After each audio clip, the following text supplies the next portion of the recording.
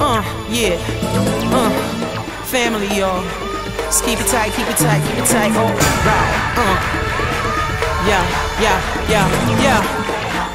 Here we go.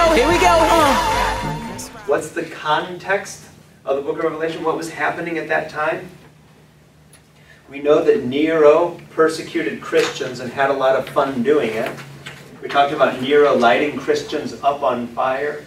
He made Christians dress up in furs of animals and then put them out with lions to see what the lions would do if the lions would chase them around in the same way that they chased around animals. He fed Christians the lions. He put Christians in with gladiators. He just had fun killing Christians. We know, of course, historically, now as historians, we look back and we wonder how balanced Nero was. I mean, there was something going on in Nero's mind, and of course, there were other factors. He had so many people around him killed because he was so paranoid, right?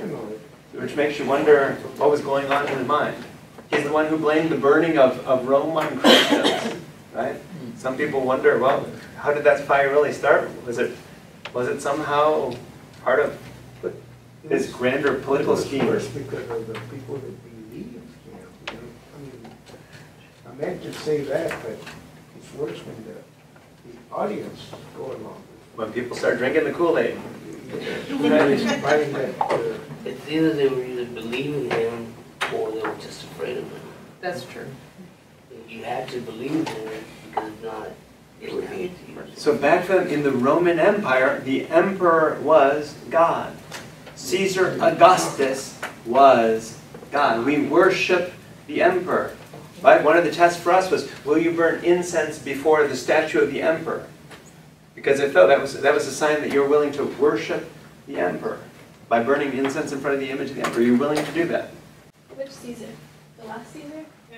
Excellent question. So all of the Caesars, correct me if you've heard something differently, but the Caesar for us was like God. In many ways, we refer to the Caesar as God among us, as God made flesh, if you will. Right? When they talked about the birth of the new emperor or the emperor's child, they talked about it like, the ancient historians talked about it like the birth of a god. And so for us to worship these gods, it's interesting because in the book of Revelation we set up this struggle between good and bad, between worshiping our God or worshiping things like the emperor. And so we're going to have this struggle between the things of Christ, those things that belong to Christ, and those things that belong to Caesar. Remember Jesus talking about that? Give to God what belongs to God.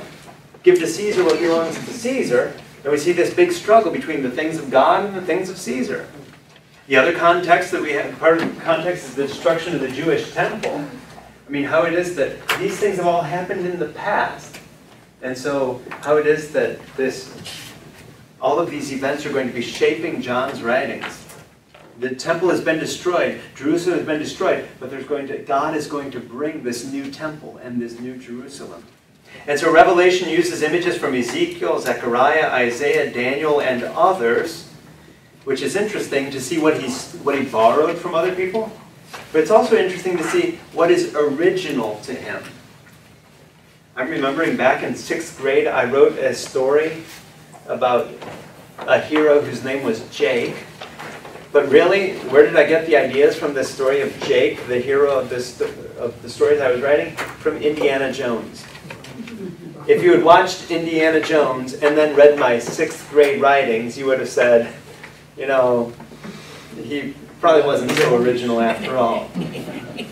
But you could see what I copied from Indiana Jones, and you could also see what was original. What were the things that I inserted? What was Indiana Jones, and what did I put? Same with John then. We can see what it is that he borrows from others. But then there are certain things that are unique to John as well, which make it interesting. Some of the things that are unique, for instance, are his letters to the churches. He's going to begin his book with letters to 7 churches. We don't see that anywhere else. He's going to have this image of Christ the Lamb in the middle of this heavenly court. Everyone in heaven is going to be worshiping something on a throne. What's that something on the throne? It's not a person, it's a lamb. Ooh, that's original. the marriage of the Lamb. The Lamb is going to get married. Who? All of that is original. We don't find the marriage of a lamb anywhere else in the Bible. A few original ideas. And so, though the author uses the title Apocalypse for this work, it's very similar to prophetic works, and the word prophecy is used 6 times in this, at the beginning and at the end of this book. We sometimes sense a historical referent in some of the symbols, that when it's talking about some symbols, some things, we can sort of guess what they're talking about, that maybe they're talking about the Roman Empire, or that they're talking about Nero. But other symbols are going to be a little more difficult for us to unpack. The fancy word that we use is that they're polyvalent, simply meaning that it's a symbol that could have many meanings. So that an example would be in Revelations 12, we're going to have this woman who gives birth.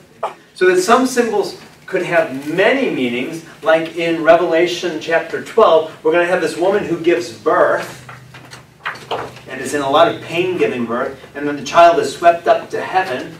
Okay, who is this woman? What does this woman represent? How we've had, how this woman could be Israel giving birth to the Messiah. It could be the church and her children in the wilderness under satanic attack. We'll come back to all this image. It could be the bride of the Lamb.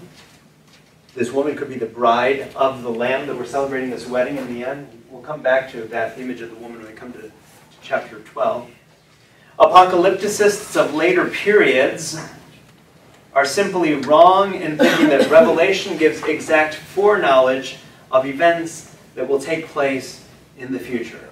So people have thought that this book of Revelation, written somewhere, say, in the early 90s, 91 to 96 AD, let's say, if you think that book was talking about events that are still to come, we're now in 2015, if you think that this book, written back then, is talking about events that are still to come, then that would probably be a misinterpretation of this book. It was more likely that he was talking about things that happened back at that time than about things that were going to happen sometime today or tomorrow or in the near future.